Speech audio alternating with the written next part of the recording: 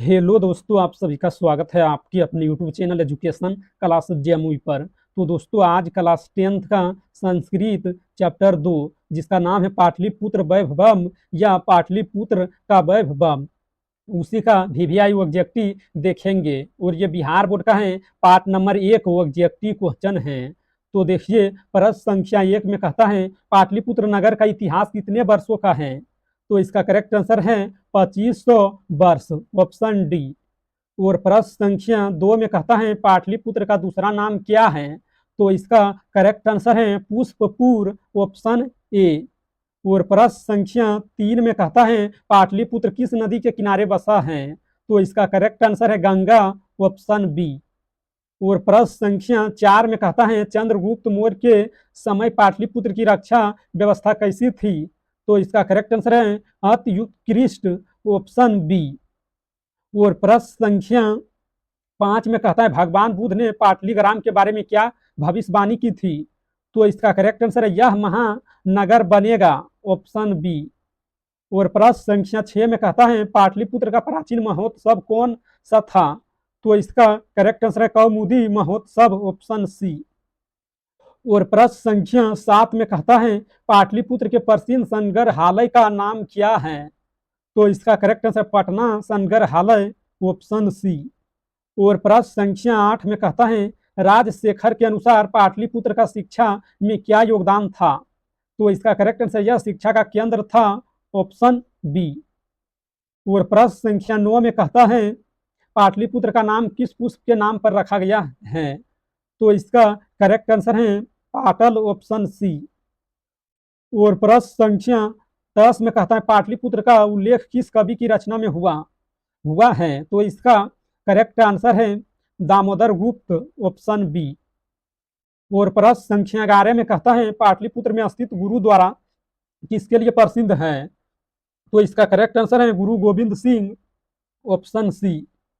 और प्रश्न संख्या 12 में कहता है पाटलिपुत्र के वैभव का उल्लेख किस किस विदेशी यात्री ने किया। तो इसका correct answer Megasthenes, option D. और प्रश्न संख्या 13 में कहता है पाटलिपुत्र का दूसरा नाम क्या था जिसे पुराणों में भी उल्लेख किया गया है। तो इसका correct answer Kusumpur, option C. और प्रश्न संख्या 14 में कहता है पाटलिपुत्र का मुख्य धार्मिक स्थल कौन सा है।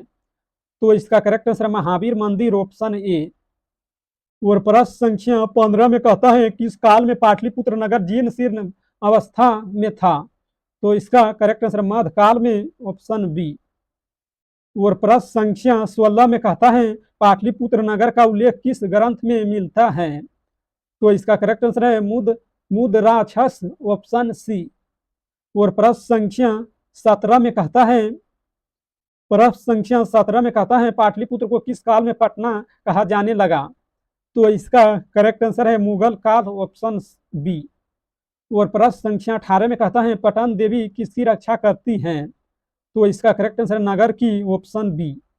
और प्रश्न संख्या 19 में कहता है पाटलिपुत्र के किस महोत्सव की तुलना आजकल दुर्गा पूजा से की जाती है। तो इसका करेक्ट आंसर है कौमुदी महोत्सव, ऑप्शन डी। और प्रश्न संख्या 20 में कहता है पाटलिपुत्र के काव्य मीमांसा में किसने शिक्षा परंपरा का वर्णन किया। तो इसका correct answer Rajshekhar, option C. और प्रश्न संख्या 21 में कहता है पाटलिपुत्र का कौन सा धार्मिक स्थल सिखों के लिए पूजनीय है। तो इसका correct answer Gurudwara Patna Sahib, option A. और प्रश्न संख्या 22 में कहता है पाटलिपुत्र की किस प्रसिद्ध इमारत को संग्रहालय में बदल दिया गया है।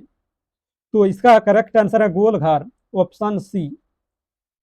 और प्रश्न संख्या 23 में कहता है पाटलिपुत्र का सबसे लंबा पुल कौन सा है। तो इसका करेक्ट आंसर है महात्मा गांधी सेतु पुल, ऑप्शन ए। और प्रश्न संख्या 24 में कहता है पाटलिपुत्र नगर का शिक्षा क्षेत्र किसके लिए प्रसिद्ध था। तो इसका correct answer Panini, option A. और प्रश्न संख्या 25 में कहता है पाटलिपुत्र का प्राचीन नाम क्या था। तो इसका करेक्ट आंसर है कुसुमपुर, ऑप्शन बी। अगर इस वीडियो पसंद आया तो लाइक करना और इस चैनल पर पहली बार है तो चैनल को सब्सक्राइब करना, ताकि जब भी वीडियो डालेंगे तो उसका नोटिफिकेशन आप तक पहुंचेगा और आप सबसे पहले देख पाएंगे।